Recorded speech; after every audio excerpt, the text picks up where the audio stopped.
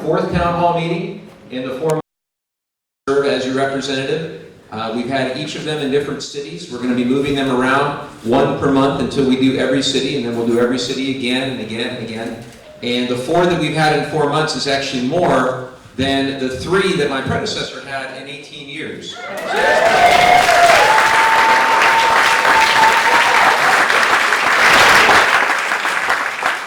And in addition to that, during the campaign, many of you knew that we did house parties. By the way, I have my great staff here. If you're on my campaign staff, on my official staff, you're in the back. And please give them a round of applause for all the work that they do. They're amazing, they're hard work. We could not be here without them. I want to make sure that if you have any concerns on the official side, that we've got people here from the official side. We've got Kyle Frolander, I see waving in the back. Our Chief of Staff is here from Washington, D.C., Kara Van Stralen. Please say hi to Kara. I see Ashley Pavia here, and I'm sure there are others here as well. Now, I was going to talk about house parties. We did 197 house parties during the campaign. And starting in May, we're going to start doing those house parties again. Many of you know that's my very favorite part of the campaign, is getting to go into someone's home and be able to speak with them about the things that are on their mind, the things that are on their community's mind. So I really look forward to that. And to the extent that you've got an interest in your neighborhood and you'd like to open your home, let us know that as well. There are folks in the back that can help you with that. We're going to go all around this district just as we did leading up to the 2018 election. We're going to do it again. And I really have a fun time at those house parties. So I want to also thank the Carlsbad Senior Center for hosting. What an amazing facility this is. Thank you so much. And I want to thank our officers providing security. Thank you guys for being here. For the work that you do. I appreciate you. And I thought what I would do is start by giving you a brief update on the work that I'm doing. I'm going to leave a ton of time for your questions, and we're going to get to as many as we can today. For those that don't get their questions answered, I'll do my best to respond to them, either in writing or our staff can respond in person. However we can be responsive, we will be. But it's been about 100 days now, just over 100 days since being sworn into Congress on January 3rd. And I was so incredibly honored to take that oath along with my colleagues on both sides of the aisle. And there's a lot that we're working on that doesn't make the news, whether you're watching Fox or MSNBC or anything else. A lot of things that we're trying to do for our community to improve the quality of life here in our district. And I thought I would focus on some of those things first. So several things that we've either introduced or co-sponsored. Earlier this month, I co-sponsored legislation to lower healthcare costs and to strengthen protections for people with pre-existing conditions. And on this one, the contrast couldn't be clearer, where we're standing up and trying to protect coverage that's quality and affordable for as many people as we can. We saw the administration provide us with a budget that cut $845 billion from Medicare. That's with a B, $845 billion for Medicare, and $1.5 trillion for Medicaid. And I don't think that speaks to our values. I want to see quality and affordable health care for everyone that we can. I also believe that every senior who's worked hard and paid into the Social Security system should be able to retire with dignity. And that's why I co-sponsored the Social Security 2100 Act, which would stabilize Social Security and actually improve benefits for many seniors. That's something that ought to be bipartisan as well, and we're going to fight very, very hard to protect your Medicare and your Social Security because you've earned it. I hate the term entitlement because you've paid into it. You've worked incredibly hard for many decades, and this is insurance that you've bought, and now we need to do right by so many who have worked so hard. I've also had a great opportunity. I serve as the chair of the Veterans Affairs Subcommittee on Economic Opportunity, and that is such a cool deal to be able to chair a subcommittee. And 18 of us freshmen now chair a subcommittee. That's an all-time record in the House.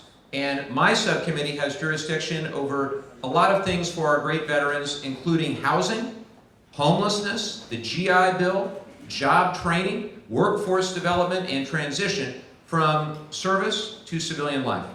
Very big responsibility. This morning, I had a field hearing. We actually had it just south of here, along with Susan Davis. Now, the reason that's interesting is that Susan, she is the chair of the subcommittee for higher education, education and labor.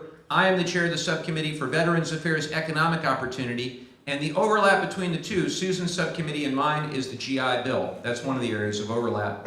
And so our hearing this morning was to listen to local experts, and we've got the experts in San Diego when it comes to some of the for-profit institutions and the advantage they've been taking of our veterans, exploiting what they call the 90-10 loophole. I don't need to get in all the weeds of that, but just know that I am co-sponsoring and leading and introducing a lot of legislation to help our veterans. I think it's critical that when I look back at that subcommittee, that'll be some of the most bipartisan work that we do. We have over 10 bills that I think we're going to get through that subcommittee, and eventually I think several of them are going to get signed into law by the president. And I'll be happy to have a certificate with that bill and the president's, crazy signature. I would love nothing more than to have a few of those for our veterans. One of them is the Vet Center Eligibility Act, and I'm co-sponsoring that with Phil Rowe, Republican of Tennessee. And that bill would expand eligibility to receive counseling from VA vet centers to members of our National Guard and Reserves or Coast Guard who serve during emergency situations in the wake of a national emergency, major disasters, civil disorder, or the like. They currently do not have access to those centers, and they should. And I'm also working across the aisle to try to address the epidemic of suicide among our veterans. We can start by ensuring that all service members have the mental health care that they need in order to return to civilian life and have a positive transition.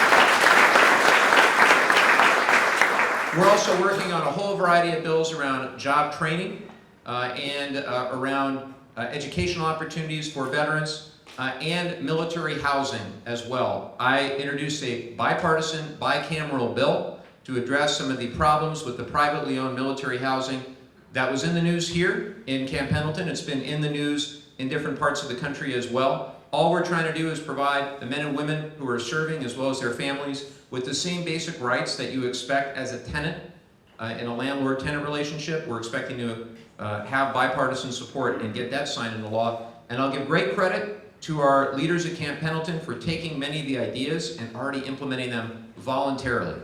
That's really great. Now we need the others to do the same. So the next thing I want to talk about, just for a minute, is San Onofre, because it's something that is of deep concern to me. I've been in a dialogue with Southern California Edison now since I've been in Congress, and I visited the site multiple times at SONGS. And I am concerned that we still need a more active role from the Nuclear Regulatory Commission. I've asked for a full-time inspector. I've asked for things like real-time radiation monitoring of the spent nuclear fuel. And at the end of the day, what we all need to realize is this. We've got 1,600 tons of highly radioactive spent nuclear fuel sitting right on the coast. And there are a couple things that make San Onofre very different from other parts of the country with spent nuclear fuel. And I think we all know what they are because they're all part of the deal when we decide to live in a place like North County, San Diego. One is population density. Within 50 miles of San Onofre, there are 8.3 million people. And number two is seismic risk. There are 2 active earthquake faults right there at San Onofre, and then a whole variety of inactive earthquake faults as well. So I introduced legislation, and we're going to be formalizing the coalition that's going to bring it out when I get back to Washington, that will prioritize the movement of spent nuclear fuel from those sites that have more people, higher population, and higher environmental risk, and specifically risk of earthquake. And when we finally figure out where that waste is going to go and how we're going to transport it there, all of which is important to figure out, I want San Onofre to be at the top of that list because of its unique characteristics, population, and environmental. And Edison has a timetable where they wouldn't even begin moving the waste until 2035. And that wouldn't end until 2050. I think if we focus on prioritization and if we get smart about transportation and siting, permitting, and licensing of a facility that can hold the waste, we ought to be able to accelerate that time frame by 10 to 15 years. So this isn't going to end anytime soon. We got to get it right. We got to work on it.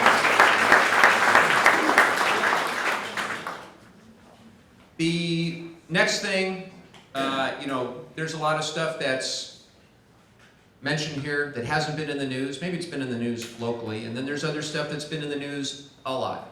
And I wanted to address that as well. I suspect many of you are very interested in my opinions on the Mueller report. Would that be correct? Okay, so we'll talk about that. So here's the deal. I think we've got to read the full report, for one. We got a very heavily redacted version of the Mueller report. It was, who actually read it? Anybody read it? I read all 448 pages. I mean, you can read some of it. That's okay. You can read some of it. I would just encourage everybody to do your own due diligence. Always try to get the facts for yourself. Don't listen to one side, don't listen to the other. Try to get the facts yourself. And that's what I've tried to do. So the first thing I did, fortunately I was on an airplane when it came out, so I had the entire airplane ride to read it. And so I focused on the 448 pages, broken into 2 volumes, and I noticed certain things that stood out right away to me. One is in volume 2, there are 10 instances of potential interference with the investigation. And in many of those instances, and Mueller makes the case very well for the elements of obstruction of justice. In many of those instances, I believe, all 3 of the elements spelled out by Mueller were met. But of course, Mueller decided not to move forward with a traditional prosecutorial judgment because he relied on guidance provided by the Attorney General. And if you look at page 370 of the PDF, I kind of remember because I think it's kind of a big deal. I actually want to quote what Mueller says. He says, "The president's efforts to influence the investigation were mostly unsuccessful, but that is largely because the persons who surrounded the president declined to carry out orders." So I found that to be pretty stunning. Here's the bottom line. You're not exonerated from obstruction of justice because you didn't succeed. That's very important.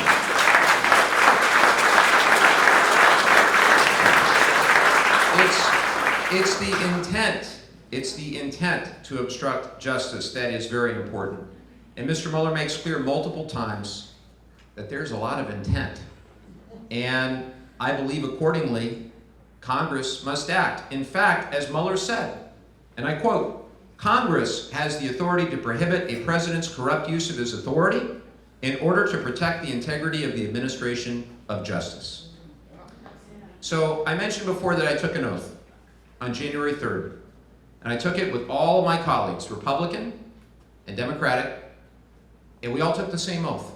And it was to protect and defend the Constitution of the United States from all enemies, foreign or domestic. It was not to protect and defend a political party, Democrats or Republicans. It was not to protect and defend a president, whether this president or a future president. The oath I took, that I take extremely seriously, was to protect and defend the Constitution of the United States. And equally seriously, thank you. Equally seriously, I take the responsibility that I have under Article 1 to actually ensure that Congress enforces the rule of law for everyone equally, including the President of the United States. That's why we've got to continue to learn more both about what was in the Mueller report from Mr. Mueller himself. He'll be testifying sometime in May, is my understanding, from Attorney General Barr, to begin to understand why he said certain things that he did, particularly like President Trump's cooperation. I believe he said unfettered access, but the President of the United States refused to testify under oath with the special counsel. So we need to ask about that, and Barr is testifying on May 2nd. And then we need to hear from others as well, who were sources for Mr. Mueller that he relied upon as he reached the conclusions that he did. I also want to tell you this. I have great faith in our committee chairs. That means Adam Schiff as Chair of Intelligence. It means Jerry Nadler as Chair of Judiciary, Maxine Waters, Financial Services, Elliot Engel, Foreign Affairs, and Elijah Cummings, Oversight. There is a natural tendency to want to be instinctive. We have a president who's very impulsive. And there's a tendency to want to follow carelessness with more carelessness, or recklessness with more recklessness. Congress is a deliberative body, and we need to let our committee chairs do their work. We need to also focus on things that weren't in Mr. Mueller's report. Mr. Mueller in Volume 1 was focused only on criminal conspiracy, not collusion. Saying no collusion means nothing. Collusion was not the crime that was alleged. Criminal conspiracy. And there were a variety of factors that ultimately led to Mr. Mueller not making a traditional judgment in Volume 2 on obstruction. But what wasn't in the report were things like financial entanglements with Mr. Trump and Deutsche Bank and potential Russian connections, and also the whole unresolved issue of President Trump's tax returns. So all of those things require further discussion in a deliberate, thoughtful, constructive way. You deserve no less, and I take that oath very, very seriously. And we're going to go where the facts take us. I have generally believed that where there's smoke, usually there's fire. And if the facts take us towards fire, that's where we're going to go. And if they don't, we're not going to go there. I was on stage yesterday, downtown San Diego, all 5 members of the San Diego delegation. Duncan Hunter was next to me. And he said this, and I give him credit for showing up. He said, this whole thing is over, it's done, it's finished. I couldn't disagree more. We've got to get to the truth. And anybody that reads more than about 10 lines in knows that we haven't done that yet. So that's what we need to do. So I want to make sure to leave the rest of the time for you. So I think we're going to have a whole bunch of questions, and they're going to go, where are they going to go to ask questions? Right over here. And I believe everybody will have 1 minute, right? Okay, so we randomly chose Vanna White out of the audience. Right, that would be you. The last time I saw Vanna didn't have a beard, but who knows? It's been a long time since I've seen Vanna. Anyway, so just to show that it's not a staff member or a volunteer or anybody who has worked with the congressman, he's going to be picking the tickets out randomly out of our bucket here. What will happen is we'll always have about 3 people lined up here ready to go. Who's holding the microphone? That would be you? She's holding the microphone. That doesn't mean you're holding the microphone, she's holding the microphone, okay? So I know some of you will want to try to pull it away, but notice that she will keep pulling it back because it is her microphone, okay? You ready? Okay, why don't you pull your first number out?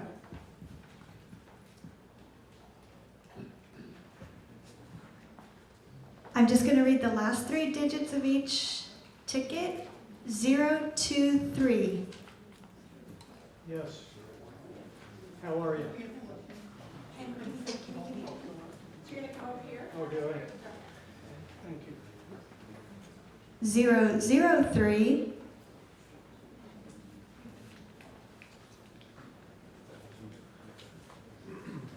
019.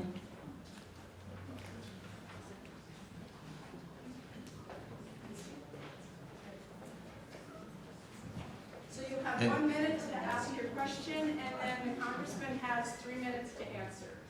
So I get a buzzer. They need a buzzer with me. I think many of you know that. Bob Sharp. Usually I hold the microphone. I'm used to holding it. Bob Sharp, reside in Carlsbad, moved out here 5 years ago from South Bend, Indiana, Oh, wow. where I resided for 37 years. Wow. Quite a radical change weather-wise and politic-wise.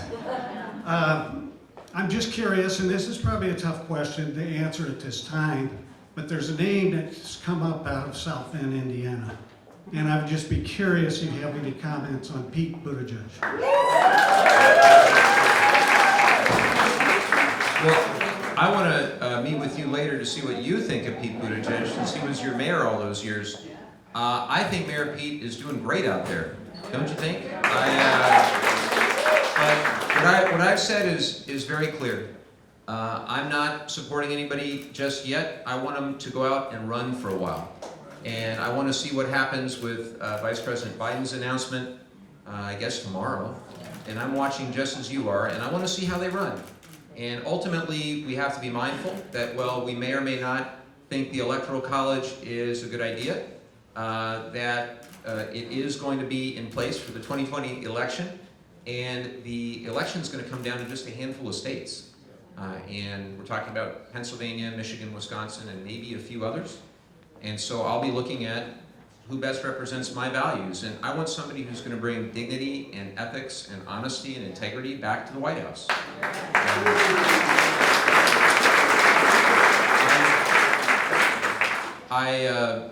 Now, many of you know I have a 6-year-old little boy and a 5-year-old little girl at home. And my wife, Chrissy, when the President of the United States comes on TV, she will either change the channel or mute. And I'd really rather not do that anymore. I'd like to have a president that we can be proud to turn up the volume and listen to what she or he has to say.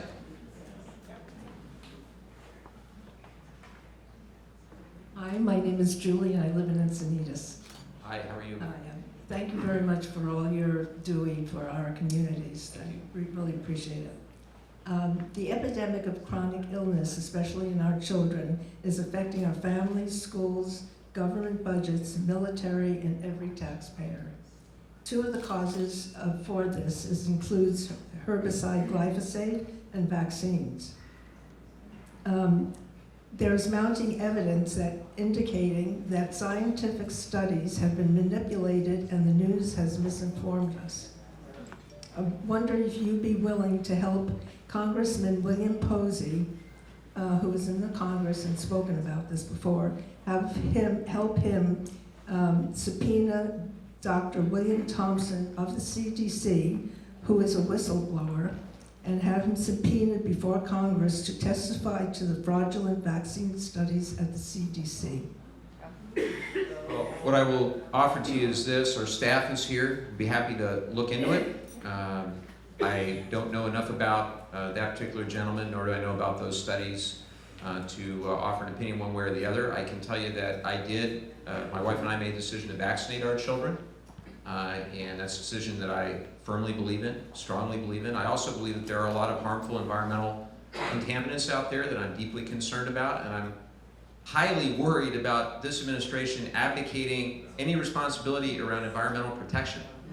And let me give you a few examples of that. We've got now nerve agent pesticides that have been banned for use in human food consumption for decades, that this administration now has brought back. Dow Chemical Company gave $1 million to the inauguration, and all of a sudden the use of these pesticides is now allowed again. They put in place Andrew Wheeler as head of the EPA, who doesn't believe in environmental protection. And sometimes they say, well, you know, these new people are too close to fossil fuels or too close to polluters. It's not that they're too close, it's that they actually are the fossil fuel interests. David Bernhardt now at Interior, same thing with protection of public lands or misuse of our public lands for a narrow set of fossil fuel interests. So what I want to see is a return to basic protections. And these are the same type of protections that were in place under the Obama administration and the Bush administration. George W. Bush's environmental protection administrator, I actually know him. I knew him. He's a scientist. He's not a politician. Career scientist. We would disagree about parts per billion of lead in drinking water. But we both agreed that lead in drinking water was bad. Yeah. And now there is an abdication of our basic need to protect people, human health and safety. That's why the EPA was created, and that's ultimately why I want to see somebody back in place at the EPA who actually cares about human health and safety again, because Andrew Wheeler cares more about a handful of his buddies doing well financially than the health and safety of so many of us in this room. And that's something that my friends across the aisle agree with me on. Those of them that care about environmental protection. If you care about the safety of your food, the safety of the air you breathe, the water you drink, we need a better EPA, one that actually believes in environmental protection. This is an area that we've got to work on together. So as far as your specific question, I'd be happy to follow up. And if this is your first time at the town hall or any of our town halls, I really appreciate it. How many for whom is this the first time at a town hall? Wow. So that's amazing. I'm really grateful that you're here. Thank you.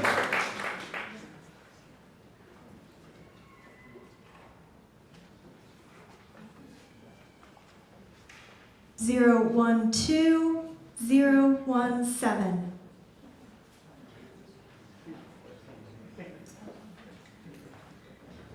Congressman, it's Hi. nice to meet you, and I'm glad that you're holding this event. I came to your event in Oceanside too, and gained a lot of respect for you there. Also, I'm concerned about income inequality. I'm concerned about the laws that are being chipped away from us little by little. And I'm wondering, where would you start? Where is the starting point to start pulling back some of what's happened with the billionaires getting the tax cuts, with everybody else seeming to take theirs and get theirs and leave the rest of us that are working class? And I never thought I would be working poor, but I'm getting to that point where it feels like I'm working poor. Everything keeps going up and up and up, and the incomes don't grow with it. Where is the starting point for Congress to start tackling that issue? Well, let me ask you this, what do you do for a living? I work in technology. I'm an email marketing expert. And you're working full-time? And I'm working full-time. And it's But hard to my make bills are ends going meet. up. And my company is a good company. I have gotten raises. I do get a bonus. And you live here in Carlsbad? I live in Oceanside. In Ocean, got it, in Oceanside. Even more affordable. Not by that much. But still. Well, there's a whole bunch of things that I want to unpack there. And I worry about myself, but I'm more worried about the people that are on that cusp. I think about my sister. She's a waitress. Her husband makes surfboards, you know. What are they gonna do? So the question that you just asked is similar to one that I've heard countless times in 197 house parties and constituent meetings and town halls just like this, where people are working longer hours, full-time, in some cases 2 jobs, and they're not able to make ends meet in North County, San Diego, because of the high cost of housing, transportation, all the other things that we have to pay for when we live in a place like this. Median housing cost, well north of $700,000. And a couple things. First of all, let's think about what our priorities are. And let's think about the history of our country, 240 plus years, so we've got some good data. Our economy works best when we grow the economy from the middle out, when we help working men and women to be able to advance and to be able to improve the quality of life for themselves and for future generations. And that has been the way in much of American history until right now, when this generation will actually be worse off than their parents for the first time in American history. So I not only worry about your ability to stay in Oceanside, I worry about the next generation's ability to stay in Oceanside as well. And when you look at the other priorities around things like taxes, let's take as an example. So we introduced our HR 1. It's our first bill that we introduced, and it was all about protecting our democratic institutions and expanding voting rights and trying to get foreign influence out of elections. Sounds pretty good right about now. Their HR 1 a few years ago was a huge tax cut. And that tax cut, 83%, $5 out of $6 that tax cut returns the top 1% of taxpayers. Those are just the facts. And it has not paid for itself the way Paul Ryan and President Trump and others promised that it would. In fact, it has grown the inequality between haves and have-nots, and at the same time, it may lead to long-term problems with our debt, our deficit, inflation, all the rest. So what do we want to do instead? Well, I want to see a tax system that works for those in the middle. In particular, in the 49th District, we had a very bad situation. We just paid taxes. I know we just paid taxes in our household. Many of you in this room and throughout our district have told me that the SALT deduction, the state and local tax deduction being capped at $10,000 was a really big burden and led to increased tax bills of tens of thousands of dollars or maybe even more for some people in this district. So I think we need to do away with that cap to start. Very basic. I think we need to undo much of the Trump tax cuts, and particularly they dropped the corporate tax rate even further than they thought was possible. And when they dropped it from 37 to 22 or 21, now they have 31% less revenue. Give me another 30 seconds. In the federal government. So let's talk about the SALT deduction real quick. 42% of our district takes the SALT deduction. 42%. A lot of middle and upper middle income families. The two ways to try to reverse it that are currently in the Congress right now, one of them would increase the cap from $10,000 to $15,000 per person, $30,000 per married couple. That would cost the Treasury $4 billion a year. The other idea is to eliminate the cap altogether. That would cost $105 billion a year. The way we get those things done, because the coastal states are the ones that really care about this, the president's not going to reverse it. We've got to get a new Senate, a new White House, then we can begin to rectify some of the issues around that.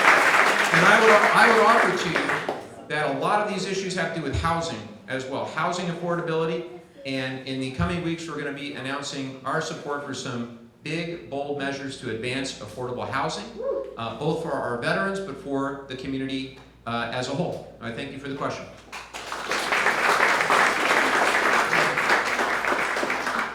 .004. Hello, Congressman. How are you? Good, thank you. Good. And my question really dealt with what was just asked.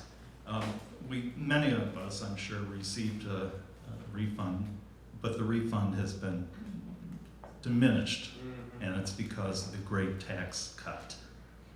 And so the question is what measurements are you going to take, not only to help curb this, or from benefiting the 1% and the very large corporations? That's my first question. My second question is, this is really impressive. And there is a lot of bills on here that you've sponsored or co-sponsored. My question is, what's the success rate of these bills? So, to your first question, my belief is that we've got to restore the basic equity of our tax system that existed prior to the Trump tax cut. There's a whole variety of things that we can unpack, but I think we need to look at the corporate tax rate and at the things like the SALT deduction. Every day it seems like, or at least every couple of days, there's somebody telling me something else that's wrong with the way the Trump tax cuts impacted them, their life, their business. I hear from a lot of our small businesses that the Trump tax cut, which was supposedly going to help small business, in fact did the opposite and hurt the plight of their small business. I even hear that from some of our mid-sized companies around here. We've got a lot of medical related, biotechnology, life sciences, a lot of innovation, research, development, and a lot of them were negatively impacted by this as well for things like development of life-saving cures. The president also wanted to gut the NIH budget, National Institutes of Health, and I want to make sure that we don't do that. As far as that list, you raise an excellent point. So everybody should have a list of all the bills that we've either co-sponsored or introduced ourselves.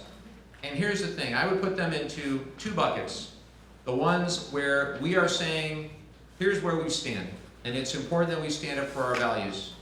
And then there's another bucket where we're going to get it done. And I'm going to do everything I possibly can to get it done. And I'd like to believe that there are some things in that first bucket that we ought to be able to get across the finish line if people would just be open-minded. And I'm going to give one very big example, because I see some friends in the back with Moms Demand Action shirts on who have been fighting for gun violence prevention. And when you look at public opinion polling, 85–90% of all Americans want universal background checks for handgun purchases. So it should be bipartisan, right?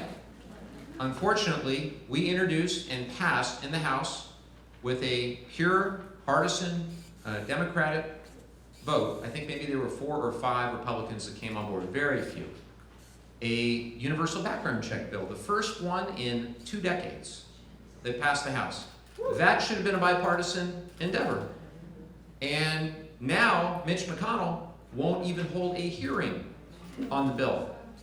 Not even to give it its day. Even if they disagree with it, even if the Republican majority disagrees with it.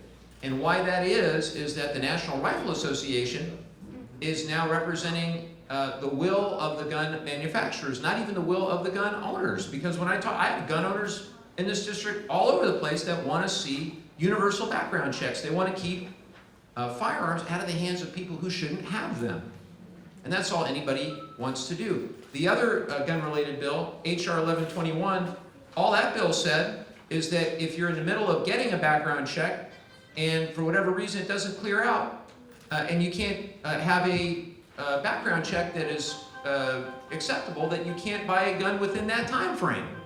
And that we couldn't get that to have bipartisan support. We're going to keep working on it. all those things that I mentioned at the beginning, nuclear, spent nuclear fuel, trying to deal with veterans issues, military housing, veterans' mental health, etc. All those things are things that I believe we can pass.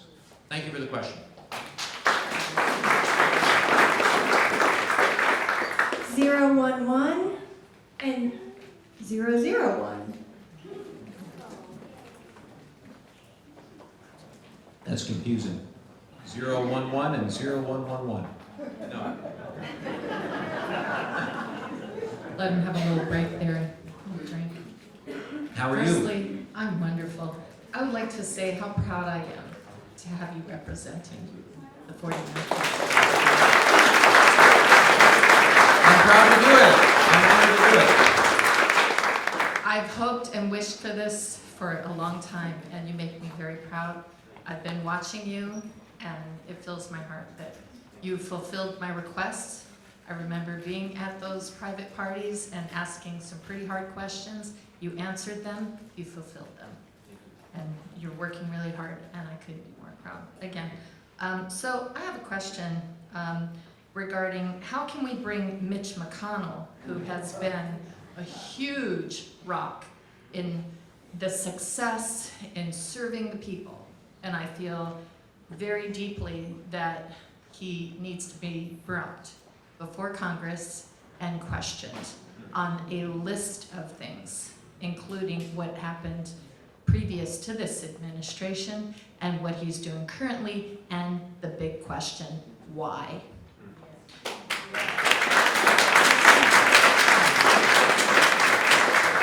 And also, I want to see Donald Trump sit before Congress, as he should have sat before Mueller, and I want to see that happen.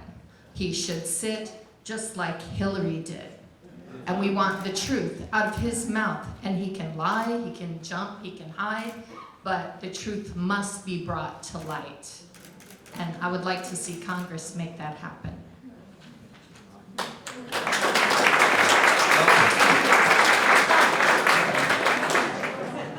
Under oath. So would I. We're going to be waiting. We're going to be waiting for some time.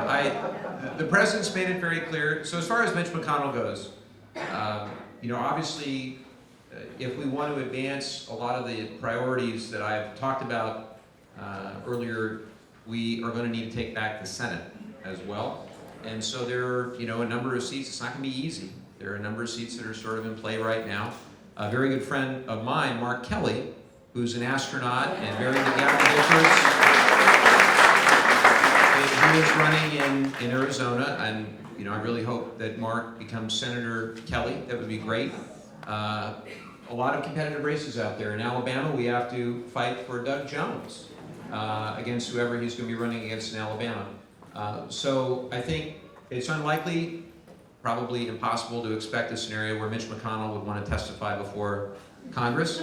Just the same, President Trump is going to do everything he can to throw up legal barriers and other barriers to try to prevent Congress from being able to fulfill its constitutional responsibility, to be able to hold hearings, get to the truth, subpoena whatever needs to be understood. And we're just going to have to deal with that. I can tell you this, though, there are other things that we are going to be able to get access to. And I think that we've got to follow through on our obligation to fully look into the financial entanglements, the extent that we can get access to his relationship with Deutsche Bank and understand some of that. I have great confidence in my friend Adam Schiff, and who I think has been very unfairly attacked, because I know of very few public servants of either party with more integrity than Adam. And I watch him now up close, and that's how I feel. I've known him a long time, but now I get to watch him. Nobody works harder. Nobody has more integrity. He's a very decent human being with his family. I see how he is with his family. He's everything that's right, in my opinion, with public service. And so I look forward to seeing where his investigation leads the Intelligence Committee, just the same, Jerry Nadler, and all the rest, Elijah Cummings. There's a lot still for these chairs to do. And just know that we have a collective desire to get to the truth, and for the rule of law to apply to the President of the United States just like it would apply to anyone in this room, just the same. And we're going to go wherever the facts will lead us. Thank you for the question. Did I actually say under 3 minutes? No. I don't believe it. It happens every once in a while. 006. I'm Nadine Bope, and I'm a transplant from Chicago, where we had really great transportation. I've been in Carlsbad for 5 years, and I've been a lifelong environmentalist, which is the reason I voted for you. I also teach in the OSHA program at some of the UCs in San Diego County. I'm going to be doing a class on the Green New Deal. In the Green New Deal, they talk a lot about transportation, agriculture, and all of those things. On NPR this morning, they said that even though we have the strictest air pollution laws in California, we still have the worst air pollution of any place in the nation. So I'm wondering, what about your support of the Green New Deal, and what do you think about moving forward with some kind of public transportation in Southern California? So I want to thank you for the work that you do, you're right about the air quality still needing to improve, but since growing up, how many of you grew up in Southern California? A lot of you. Do you remember the smog alerts we always used to have? Where I remember during recess, you couldn't go outside, you couldn't run around because of the air quality. And it's gotten a lot better. And what we did is we created air districts like the South Coast and San Diego and other air districts, 35 of them. And we tightly monitor stationary and mobile source air pollution. And we have tighter emission standards for vehicles. And I want to take just a step back because everybody needs to understand the bipartisan nature of those reforms. When the EPA was created, who was the president?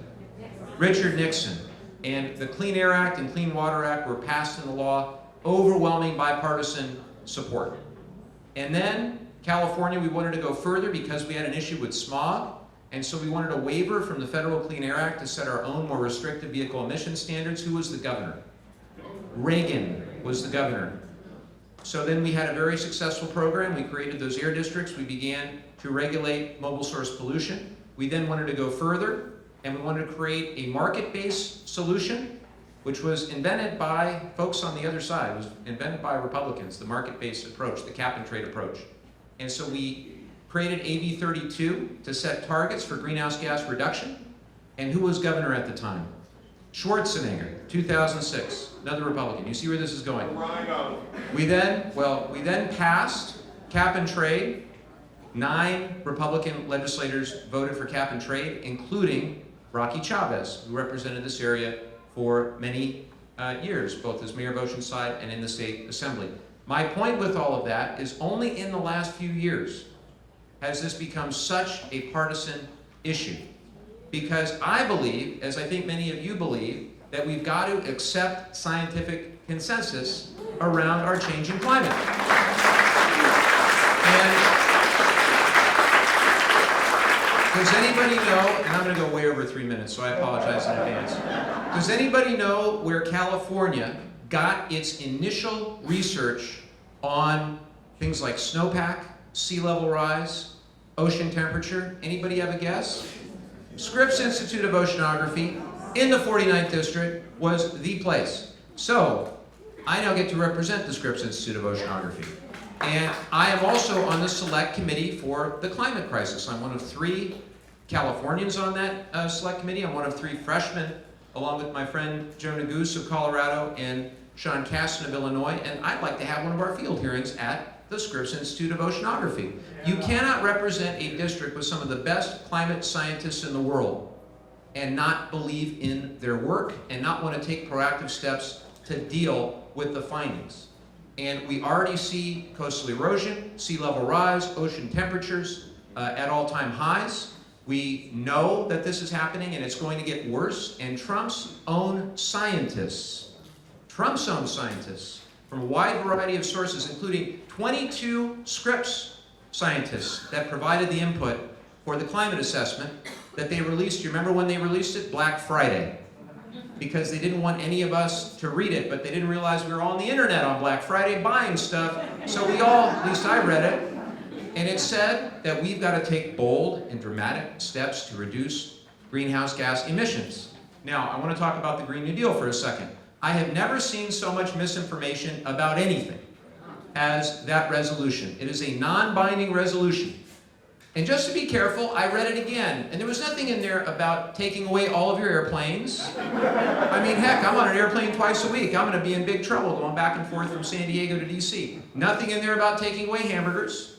Nothing in there about destroying all the buildings. What is in there is a commitment to do something big and bold about this crisis, just as we've done in California. We've already got a Green New Deal in California. We've got 100% clean energy standard by 2045. We've got half the electric vehicles on the road in California with a plan to have millions more and an entire statewide electric vehicle charging network. We've got the best building efficiency standards in the state, and then we have great communities that are exploring community choice energy to go even further than the investor-owned utilities and faster to go fully renewable. And what has happened during all this time? Because on the other side they say, oh, this is going to kill the economy, it's going to be so terrible. What's happened in California?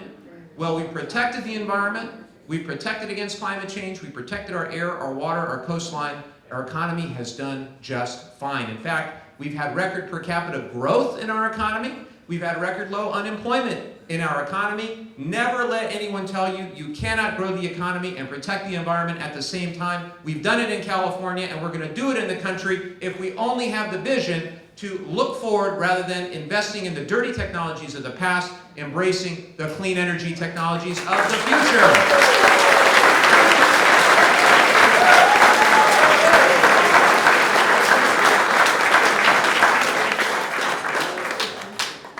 026. Congressman, thank you for taking our questions. You got it. I'm Michael Gordon, and I live about 20 miles downwind of San Onofre in Oceanside. And so my question is a little bit deeper dive on that. I'm concerned that there are going to be some impediments in the way, in addition to the inability to get consensus on what to do and where to move the waste by Southern California Edison in their evident desire to quickly move the waste onto the beach in canisters that are nearly paper thin. And I wonder if they're allowed to do that, can those canisters, even when consensus is identified to move them, will they be able to be moved at that point? And if there's concern about that, what can we do to slow Edison down or stop them? So that's an excellent question. I have asked it myself multiple times. So I'm going to answer it in two ways. First is the Nuclear Regulatory Commission has already stopped them because of that very concern. So what happened, for those that aren't aware, is what they do is there's fuel assemblies, they're 14 feet high, and after they go through the reactor, they're highly radioactive. Well, obviously the plant is no longer an active plant, it's now in the process of decommissioning. So all of those fuel assemblies are in one of two places. They're either in a large pool of water where they're cooling down. It's a 500,000 gallon pool of water. And then when they're cool enough, the idea is they would be moved into canisters that are pretty large. They're 5/8 of an inch thick, stainless steel. They're manufactured by a company called Holtec. The original ones were manufactured by another company called Areva. And what happened was there was a near drop of one of those canisters. So they put the fuel assemblies in, and then they wanted to put it into the concrete, and they almost dropped it. And then they didn't tell anybody about it. They didn't tell the military, they didn't tell Camp Pendleton and the Marine Corps about it. They didn't tell the Nuclear Regulatory Commission about it. They certainly didn't tell the public about it. And so, as a result, the Nuclear Regulatory Commission, who some would argue is too close to the industry that it's trying to regulate, even they said, no more loading of those fuel assemblies into canisters, no more moving canisters, do not do anything. And we have to have a full investigation. Then they levied what is called a level 2 penalty against Edison. And they fined them a civil fine of $116,000, which doesn't sound like a lot, but for the NRC, evidently it's a lot. And the level 2 penalty is the worst that it could be. Level 1, I asked what's level 1? Level 1 means there's an actual radioactive leak. So level 2 is as bad as it gets. So now we're going through an evaluation of those canisters to see, first of all, what were the protocols and the safety procedures that led to that near miss incident, and how are you training your people better so that that never happens again? And then number two, the issues around scratching or gouging of those canisters, because that will lead to premature wear. The other thing I found fascinating is that they're not measuring humidity, they're not measuring real-time radioactivity. So I was out there with Kyle and a few other people. I have a task force, by the way. Our first meeting, our first formal meeting, we've been meeting with many of the members of it and talking and developing legislation, things like that. But the first meeting, the actual meeting, is tomorrow. And it's headed by the former head of the Nuclear Regulatory Commission under Obama, and by a guy named Len Herring, who is a retired admiral who was the Navy mayor of San Diego, who knows a lot about moving nuclear waste from point A to point B. He's also a Republican. He's also, I'm the only politician he's ever endorsed and probably ever will. But because we work together on sustainable energy, and because I trust his judgment on moving nuclear waste around, he's part of that as well. And the goal of the committee is going to be to determine safety. We had a 4-hour meeting with Edison. We asked a ton of questions. They wouldn't answer anything about canister safety. They wouldn't answer anything about what they put in place to prevent this from happening again. It was a great PowerPoint, but we told them we need to have another meeting just on this issue. So I'm deeply concerned about it. In addition to that prioritization bill, deeply concerned about the safety of those canisters. We're going to continue to work on it.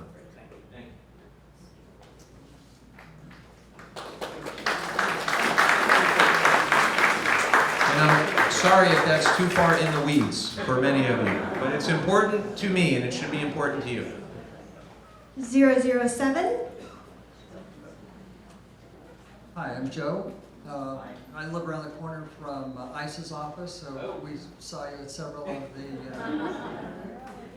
the protest situations when he was still in office. My question is on oversight. That it seems like, to use a baseball analogy, that Donald Trump is playing beanball, that he's throwing every pitch high, hard, and inside. And that the Democrats are playing wiffle ball, that they're really not being aggressive in their response.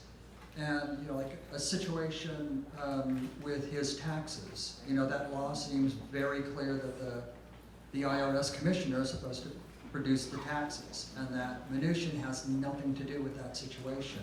Yet, we don't have the taxes, the deadlines keep getting extended. It's now the Justice Department is intervening with, some judgment that they have no legal right to be doing. Yeah. And I'm wondering why the Democrats aren't being more aggressive and aren't just playing hardball with it. Well, I actually think that we are. It just doesn't always make it on the news.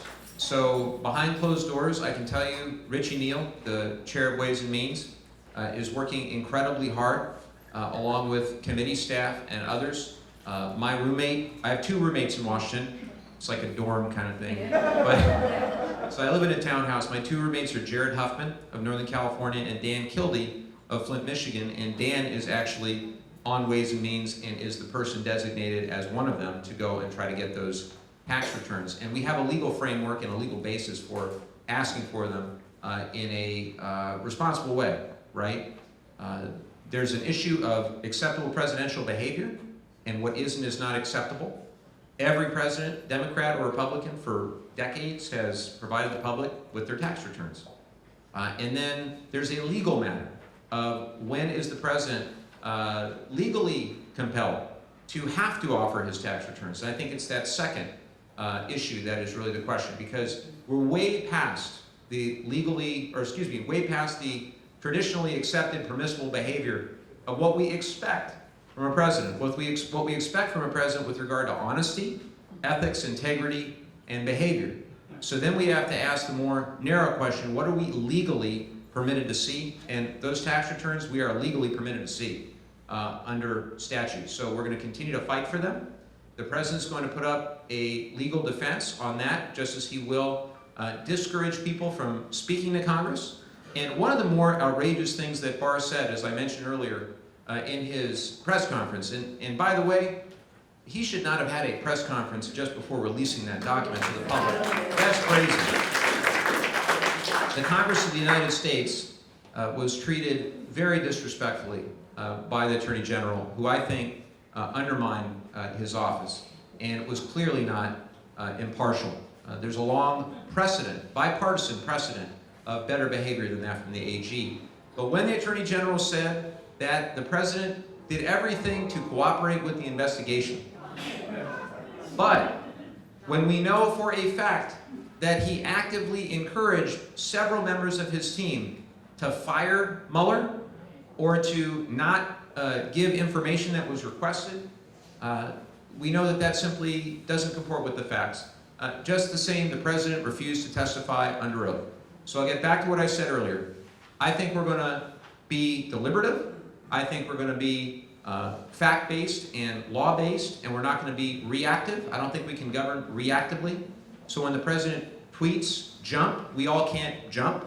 We have to do what's right by the law and by the facts. And ultimately, I want to be able to look back. This is really critically important to me.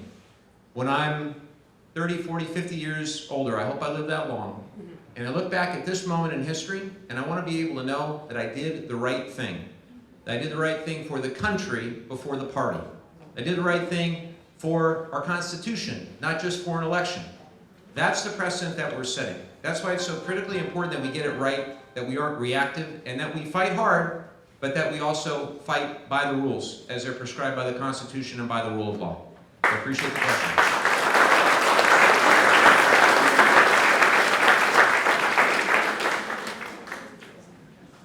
014.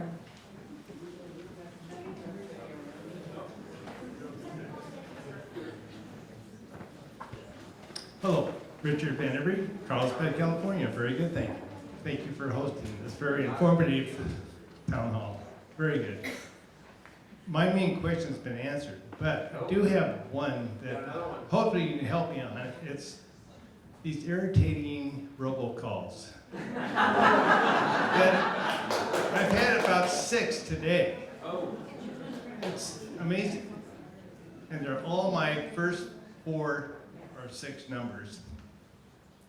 So what I would offer... Is there anything that can be done? Yes, I think there is. There's a national do not call registry. They don't always follow it. But what I would say is talk to our staff. We might be able to help with that in our district office. We might be able to forward it to the appropriate federal regulatory authorities so that we know who's engaged in this kind of behavior. I mean, it got so bad with me where I had to basically provide a series of numbers that I'm allowing to call me because there's so many that were trying to call me. And I apologize in advance if you get a robocall saying, "This is Mike Levin reminding you to vote next Tuesday," or something like that. I apologize in advance for that. So, but talk to our staff. We'll be happy to help with you. Thank you.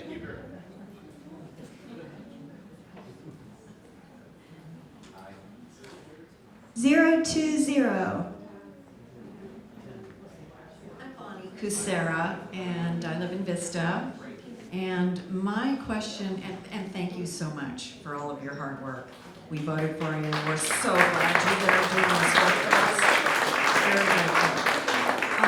I'm extremely concerned, not only about this terrible president and the harm that he's doing to this country and to the world, but I'm very concerned about this next election. Who and what is working on protecting our next election from being tampered with? Foreign interference, voter suppression, hacking, bots, all that stuff. What's going on? How can we protect this next election? Here's the sad reality of this, is that we offered a bill, H.R. 1. It's called the For the People Act, and it did all that. It does all that. And it passed the House. And it's sitting in Mitch McConnell's inbox right now. And it shouldn't be a partisan concept to try to secure our elections from foreign interference, or to try to get the dark money out of politics on whichever ideological side. We want the dark money out of politics. We want the foreign influence out of politics. And we want people who are legally eligible to vote.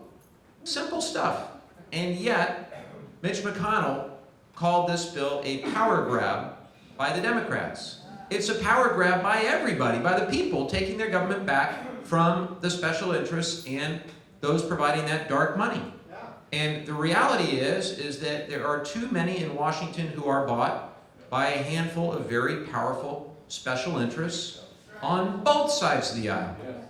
And I'm really proud that our campaign, we were able to win in a very difficult election in a very expensive media market without $1 in corporate PAC money, period. And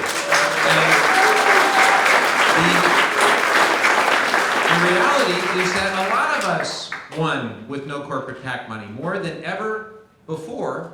And so now we have a great opportunity as more and more of us win election, hopefully re-election, with no corporate PAC contributions to begin to lessen the influence of those powerful special interests that are buying too many politicians on both sides of the aisle. Now, I would love to be able to take even the subset of H.R. 1 that deals with foreign interference in the election and run it again as its own bill and see if we get any Republican support for it. And if we get Republican support for it in the House, see if Mitch McConnell will actually hold a hearing and talk about it in the Senate. And it's one thing for them. I think the president did tweet that he wants more secure elections, or I think he talked about it. He wants more secure elections. Okay, well now is the opportunity to do something about it. So I've seen very little from the president, very little from Mr. McConnell in this regard, and I'd love to work with them, sincerely, would love to work with them to try to safeguard against the 2020 election being hacked, being interfered with, because we've done nothing to prevent it. We've only encouraged it. And we've got to be very mindful of that. Now, I'll say one last thing on this. I'm very proud to live in California for many reasons. One of those is that we have a Secretary of State in Alex Padilla who actually wants to protect the vote. He wants to protect everybody who's eligible to vote, to be, encourage them to do so, and he wants to protect the accuracy of the vote, and he wants to fight against any interference or hacking in our electoral process. I wish every state cared about that rather than the opposite. Many states have very porous, very loose rules. They're doing very, very little to discourage the kind of election interference that may happen, that probably will happen. Thank you for the question.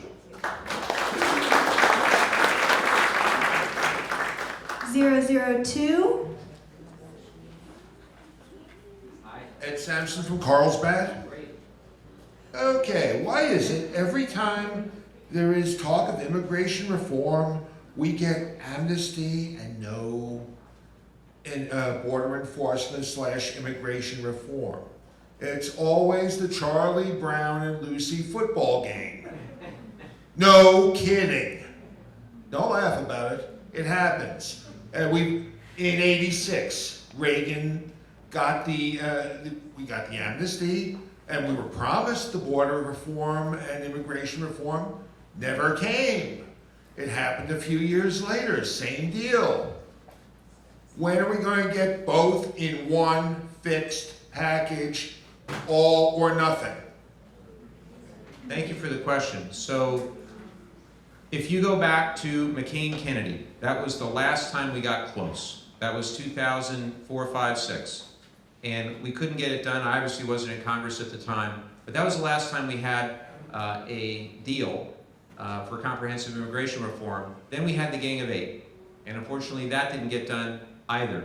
Most recently in the last Congress we had something called Hurd-Aguilar. That was a bipartisan package. Will Hurd, Republican of Texas, and Pete Aguilar, Democrat of California, came together around some shared principles. That did include a lot of funding for a variety of things related to border security. And most recently, it has become way too politicized. I have been to the border.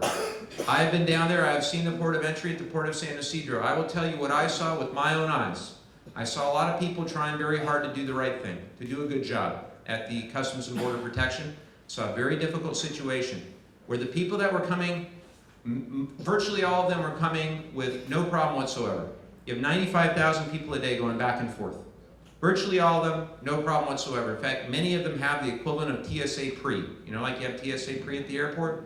They're here for business, they're here for tourism, whatever it may be, and they come often and regularly. Then there's that 1%, which are they do present a greater challenge, and they are questioned. No determination is made on site as to the validity of their claim for asylum or for any other reason. If they have a criminal background, they're gone. They are sent right back.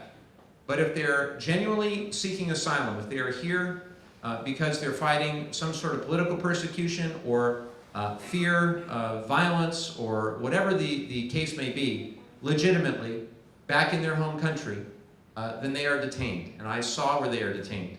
I think it's incredibly important that we treat everybody humanely. That's my first principle. We've got to treat people with dignity and respect. My grandparents on my mom's side were immigrants from Mexico, and they taught me the importance of treating everyone, regardless of your country of origin, your race, for that matter, your religion, your whatever difference there may be, to treat everyone with respect and dignity and decency as human beings. And when you stare into the face of a child or a parent who is there in detention, it will break your heart, because you know they wouldn't be there if they didn't feel that they had to be there, for whatever reason. I asked the CBP folks, how many gang members do they see at the Port of San Ysidro? They said maybe one a week. One a week. So to think that it's all gang members pouring in and somehow they're all from, MS-13 or something, that's, unfortunately, that just doesn't... Those are the ones that are not coming through the ports of entry. They're the ones that are coming through. They didn't say that either, sir, with fairness. I'm talking the actual Border Patrol that I spoke with, ICE that I spoke with, myself. They also said, what about the drugs? I said, what about the drugs pouring into the country, right? You hear about that all the time. What they said was, the drugs are coming in at the ports of entry. And virtually all those drugs are being stopped at the ports of entry. They're not coming in between the ports of entry. Now, we have a real problem to the extent that we have 328 ports of entry along the southern border. Virtually none of them are as secure as the Port of San Ysidro, because a bipartisan effort between Juan Vargas, Scott Peters, and yes, Darrell Issa, and I give him credit where it's due, they worked together for significant federal funding, over $750 million, to solidify that port with scanning, with personnel, with technology, to be the gold standard for a port of entry in the United States along the southern border. The challenge is there are 327 others. Many of them are lacking personnel, lacking technology, lacking scanning that would prevent the crossing of drugs and prevent other dangerous situations from occurring. So what we need is actually what we started to provide in the appropriations package. We provided multiple $100 million in scanning personnel at those ports of entry. That's what we need to do. I think we ought to be able to do it on a bipartisan basis. Just the same, I think we need to treat everyone in the country with dignity and respect and decency. And we also have to acknowledge the relationship that we have with Mexico, where I believe, as do many others, including my friend Scott Peters, that our border is an asset, not a liability. And let me explain what I mean by that. We have $250 billion a year, nearly a quarter, well, not nearly, $250 billion a year in cross-border economic relationships and ties with Mexico. Every good service that you have here in Carlsbad is somehow, directly or indirectly, related to that cross-border relationship.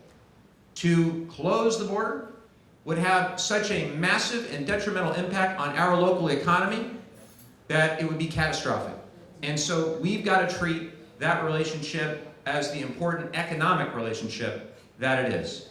And when I speak to the big employers in our district, and I've spoken to virtually all of them, all of the large employers in our district, they want to see fair and responsible trade with Mexico. They also want to see us have a good relationship based on shared values, shared principles, dignity, and our common humanity. That's what I would intend to do. That's what I will intend to do as somebody who represents an area where our relationship with Mexico is deeply important to our economy and to our way of life.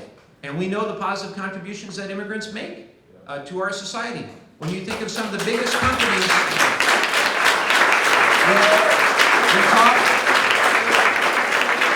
we talk a lot about the immigration issue without thinking about that student at UCSD who's going to create the next great biotech or life science company or the next great clean energy invention.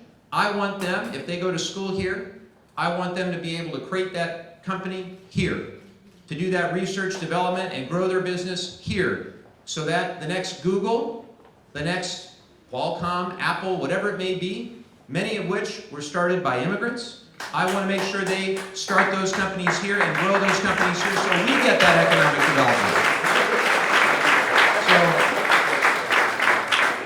So I could go on and on. We may not agree on everything, but know that I care very deeply about trying to work on a bipartisan basis to address the situation. Here's another little one for you.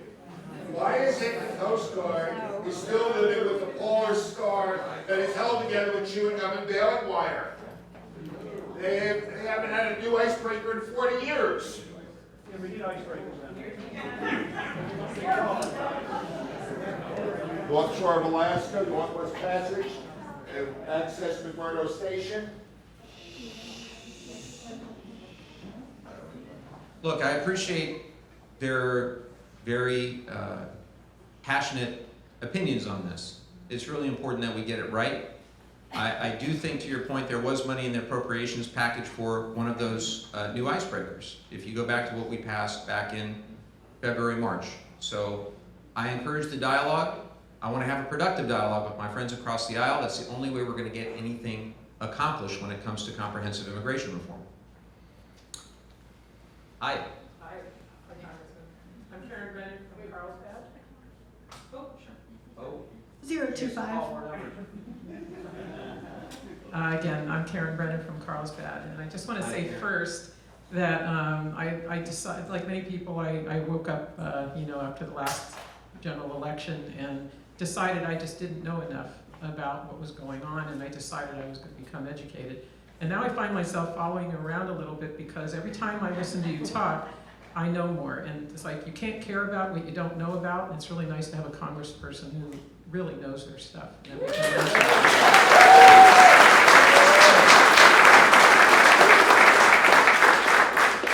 I may not look like it, but I'm an Army military veteran, and like a lot of veterans, so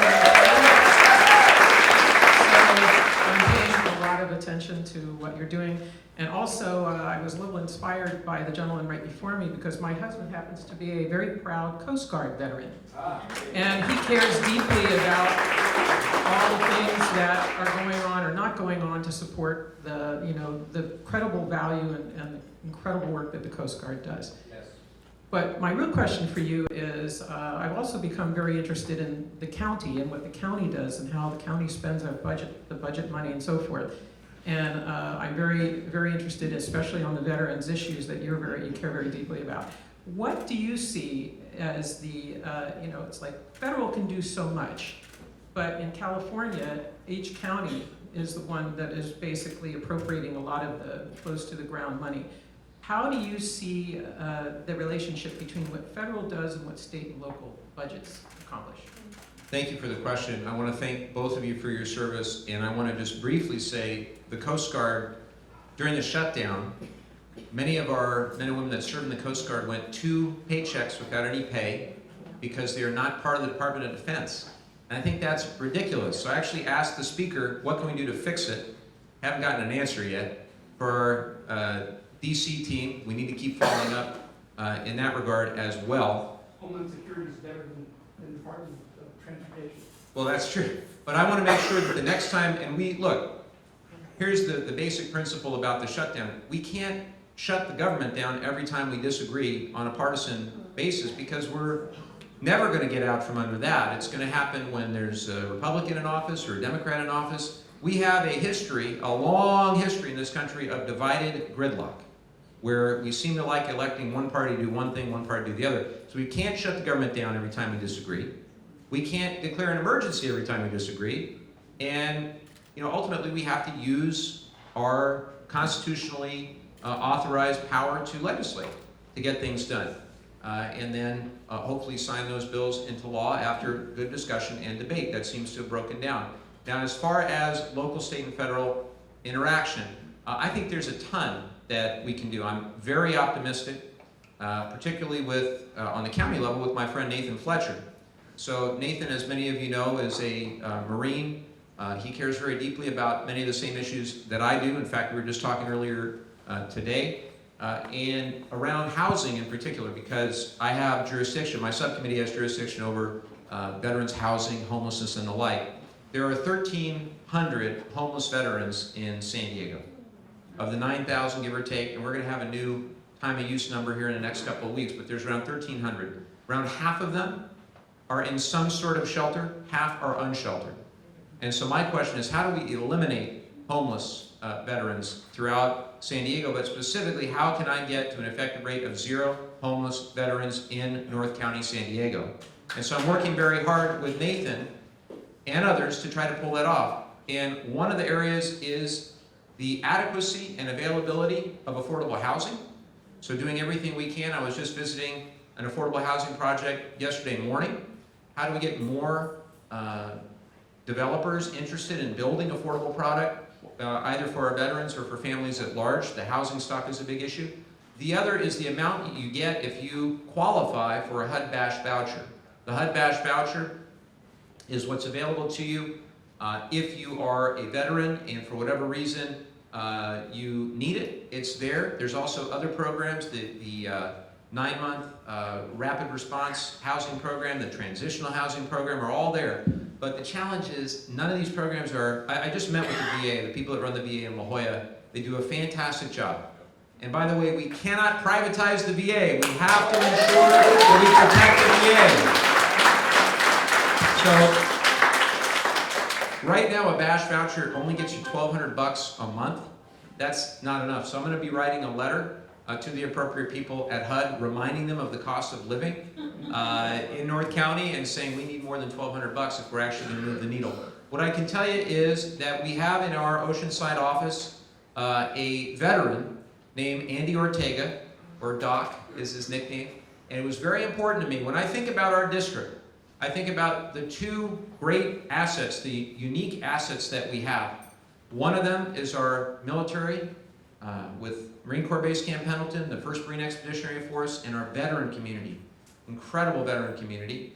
And the other great asset that is unique is UC San Diego and our great research university and all of the innovation economy that has come from that, biotech, life sciences, and all the rest, and telecom, and everything that's stemmed from UCSD.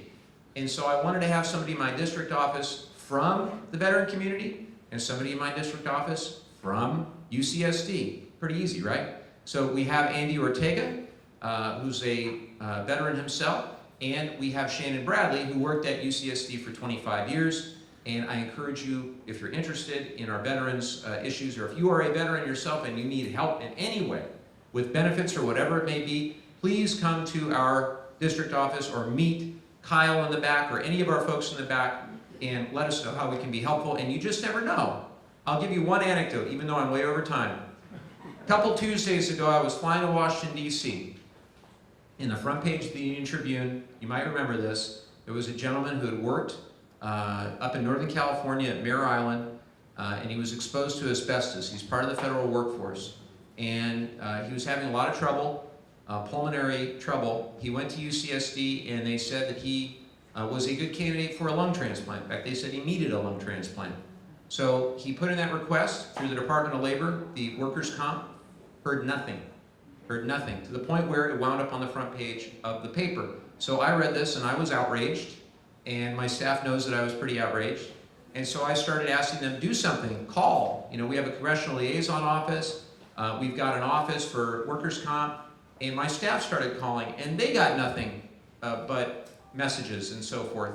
The next day, I started calling directly, and they said, who is this? And I told them who I was. By 5 o'clock that Thursday, I said to them, when I finally spoke to the person in the director's office, because the director was on a leadership retreat or whatever, I said that there will be another story in the Union Tribune about this. It'll either be that we work together to get this gentleman on the list for a lung transplant, or it will be that you did nothing and this gentleman, because of your incompetence, is suffering.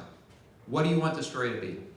By 5 o'clock that Thursday, he was on the list for a lung transplant. You never know. what the office is going to do.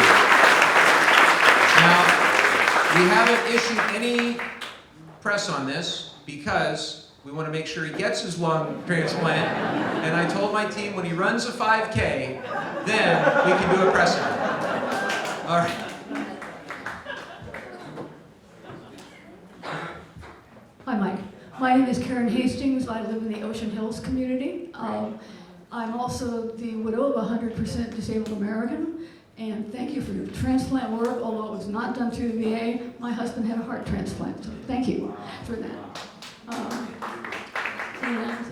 And this gentleman lives in Ocean Hills. Does he? Yep. I want to meet him. I have two questions. One of them, you're talking about the information that you need to gather following up on the Mueller report, and that could lead to a decision to impeach. My concern is that if we do that, all the attention will be on he's a victim, and it will rally his base, and we won't have the opportunity for our candidates to talk about the issues, because all the air will be sucked out of our issues and focused on him once again. So here's how I feel about this. You probably might imagine I've thought about this quite a bit. I swore an oath, go back to that for a second, to the Constitution, protect and defend the Constitution of the United States. Not to protect and defend the Democratic Party, not to protect and defend any president. That's what I care about. I care about being able to look back and know that I did what I did for our country and for our Constitution and to protect our democratic institutions and the rule of law. And at the end of the day, my belief is that that's not only the right thing to do, but I think the American people are smart enough to know that if we adhere to the rule of law, protect our democratic institutions, and do what we believe is right for our country rather than for a political campaign, that will be judged positively in history. So we're at a big moment, and we've got to get it right. And there are some of my colleagues that are completely obsessed with, is this good politics, is it bad politics, is it going to be, is it going to cost us the election, or is it going to gain us the election? And there are people on all sides of that. I personally don't believe that what House Democrats and what the House, I would hope some House Republicans and others decide to do will cost the election one way or the other. I think the American people are smarter than that. I think they're going to look at a totality of the issues and how the president's policies have impacted their lives, negatively, positively, etc. And I think they're going to base their vote on a wide variety of factors. What I do as a member of Congress, for me, is entirely based on the oath that I swore and the things that I believe in, and that includes the Constitution and the rule of law and our democratic institutions, and that's what's going to guide my decisions so that when my kids are my age, they know that their father did things for the right reasons. And frankly, it's the only way I'll be able to sleep at night. Because if I think the facts lead us in a particular direction or another direction, that's where I'm going to go. Not where political consultants tell me to go, not where pollsters tell me to go, not where pundits tell me to go. I'm going to go where I think is right.